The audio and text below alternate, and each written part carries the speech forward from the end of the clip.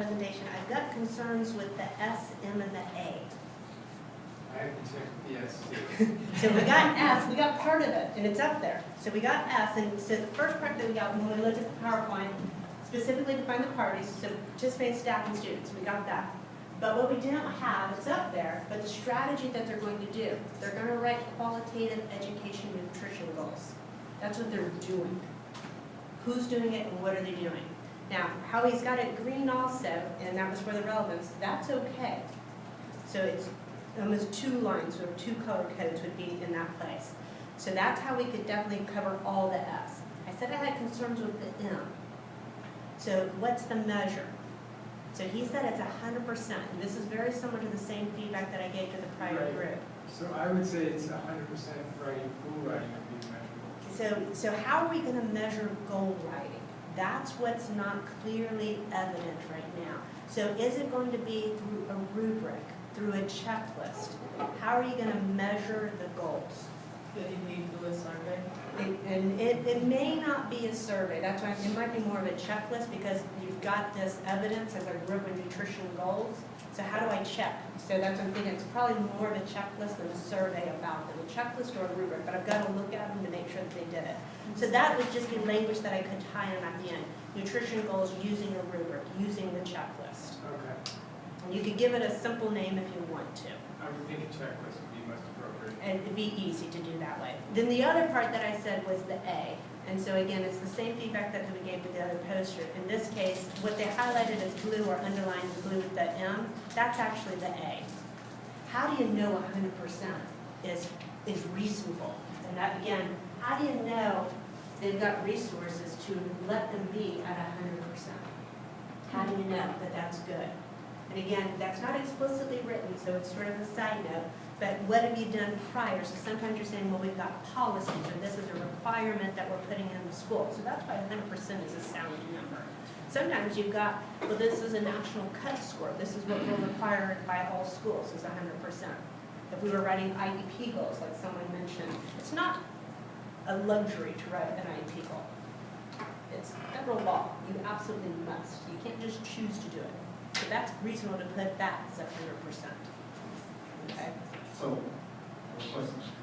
So it's pretty often that we see 100%, we see it a lot throughout the country. They're basing that on where they were before that. Often cases, we've got prior data that has said that 100% is a reasonable goal. So, a swing number line between that, so obviously if we're going about 5-10%, so we're looking at maybe 90% prior year, or the year before that, maybe 80%. So I'm just trying to see, because I see 100 a lot, so I was wondering. Yeah, and that's it. So 100 is a nice, we want to get there goal. But what's an attainable goal? And that's why I've been broken it out short, intermediate, and long. Long might be that 100%. But 50%? intermediate might be, and again, it depends on what your starting point is, what you're based on. But we normally don't always start at 100%, especially in your short-term column. Well, and they just said 100% of participating staff. And So it could be like you invite all the people in the room, and then 100% of the people in the room don't participate. are doing it. And, you know, if everybody's in the room, then it's more likely that they'll do it than they will sit and play on the computer. Right. So So again, that's- it always depends on how you have it worded also. If we were talking about an achievement goal, that students will get to 100, that, again, that's sort of policy that we wanted in, when we had No Child Left Behind. All students will reach this score by this year. That's visionary goal. That's not, and so now it's, so that's where we want to be in this year. It used to be when I was in Kentucky, 2014 is when we wanted all kids to be at 140 on the state assessment. That's like 100%. So you're making me think now, these large models are really pushing me to think more. That's So why we do it. The University of Lindenwood, and University of Missouri, and our school, we had to take these active shooter trainings.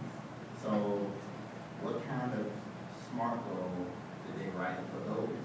So as a SMART goal, as a district, we had to take the active shooter training.